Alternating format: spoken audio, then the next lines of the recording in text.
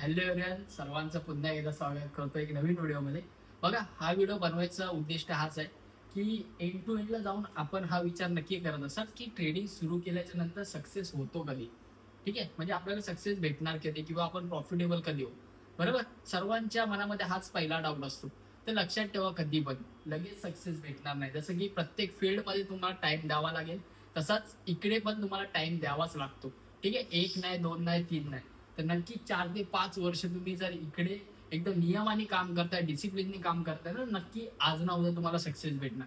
फक्त एवढंच लक्षात ठेवायचं, जो तुमचा शिकायचा पिरियड आहे, जो तुमचा ट्रेनिंग पिरियड आहे, त्या टायमाला ना तुम्हाला फक्त जास्त कॅपिटलने ट्रेड करायचा नाही. म्हणजे फोमो मध्ये होईल. आज मी 1 लाख रुपये यूज करतोय, तर तो 1 लाख कमीत कमी तुमचे 1 ते 1.5 वर्ष चालले पाहिजे. बघा, खूप कठीण असते.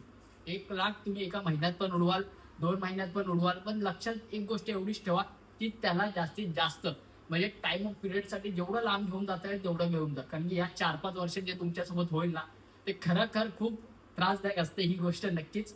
बट नेहमी लक्षात ठेवा, ज्यावेळेस तुम्ही ट्रेड करायला सुरुवात कराल, ट्रेडिंग फील्डमध्ये याल, त्यावेळेस कमीत कमी कॅपिटलमध्ये तुमचा ट्रेडिंग पिरियड संपवा. ही गोष्ट नेहमी लक्षात ठेवा. तर भेटू आपण नवीन व्हिडिओमध्ये. तोपर्यंत तुमची काळजी घ्या. Bye bye, take care, thank you for watching.